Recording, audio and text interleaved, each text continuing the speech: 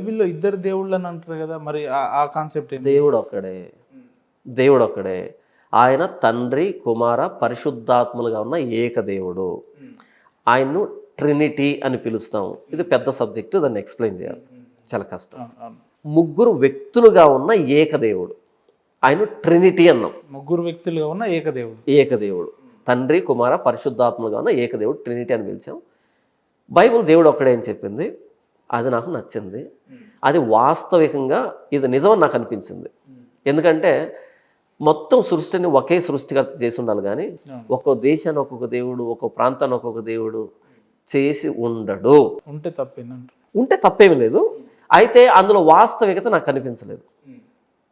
అది ఒక కథలాగా, మానవ సృష్టిలాగా అనిపించింది తప్ప నిజంగా అది రియాలిటీలో జరిగే అవకాశం ఉందంటే నాకు అనిపించలేదు. నాకు అందులో వాస్తవికత అనిపించలేదు, నా రీసెర్చ్లో నాకు అనిపించలేదు. అంటే మీరు మహాభారతం, రామాయణాలు ఇవన్నీ చదివిన తర్వాత, ఇందులో విషయాలన్నీ తెలుసుకున్న తర్వాత బైబిల్ చదివిరా? లేదు, నేను చదివిరానా ఎప్పుడైనా రామాయణం? చెబుతాను, దానికి చాలా క్లారిటీ చెప్తాను. దీని మీద చాలా కాంట్రవర్సీ నడిచింది ఆ మధ్య, ఇక్కడ సిగ్నేచర్ స్టూడియో నుంచే. ఇక్కడ అవే నడుస్తుంటాయి.